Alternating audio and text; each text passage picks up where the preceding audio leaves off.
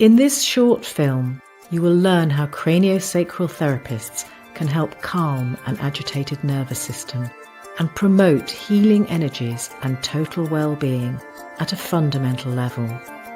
The result is that a person feels better connected to themselves, a better sense of equilibrium, and a calm sense of wellness. Craniosacral therapy is not like any other healing modality. There is no channeling of energy by the therapist. It takes time to become proficient because the therapist must learn new ways of perceiving the client's mind-body system via gentle physical contact and the use of all his or her senses. Therapy starts with the ability of the practitioner to enter a state of presence oriented to the expression of something called primary respiration throughout the fluids and tissues of a client's body.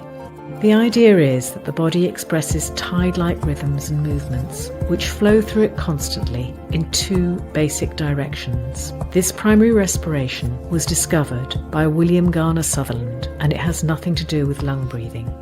In the inhalation phase of primary respiration, the potency surges from its midline superiorly and transversely to the wider field around the body. During the exhalation, the potency surges inferiorly and inwards towards the body's midline. There are different frequencies or tides that the therapist tunes into. The mid-tide and its fluid tide has a frequency of about 2 to 3 times a minute, while the long tide is the most formative level of primary respiration and is a deeper, slower rhythm of about 50 seconds for inhalation and 50 seconds for exhalation. The long tide is totally stable and is a basic resource for the person, even in the most traumatized situations. Craniosacral therapists tune into the movements of these primary rhythms by directly contacting the body with various holds and clinical intentions. This is all based upon gentle physical contact and negotiated relationship. This has many advantages. Sometimes talking about a trauma can be very difficult for a person, and doing so may overwhelm and re-traumatize them. It is also possible that damage was done a long time ago and the patient can't remember or articulate it, as with a baby. Within the context of craniosacral therapy, the practitioner holds a relational field oriented to primary respiration to allow traumatic process to express in resourced ways for true resolution.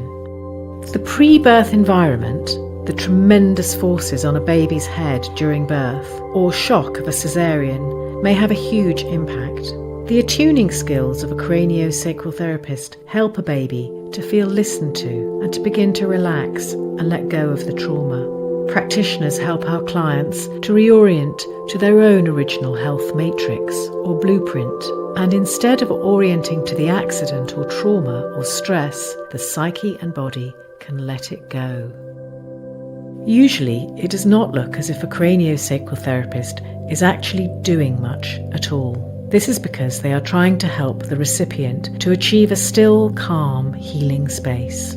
It is the client's own natural healing mechanisms, the primary respiration, and the innate wisdom of their own body that does the healing work. These are far more powerful and effective than any physician. Their body knows best, and this is called the inherent treatment plan.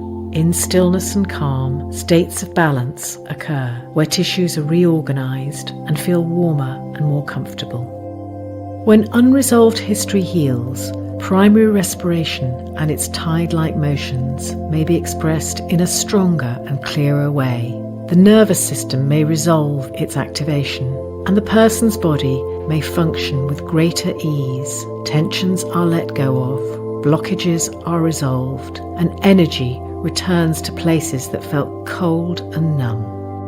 At the close of the therapy, the body's life forces or potency, which has organizational, protective, and healing functions, may become more available so a person can resolve health problems more naturally.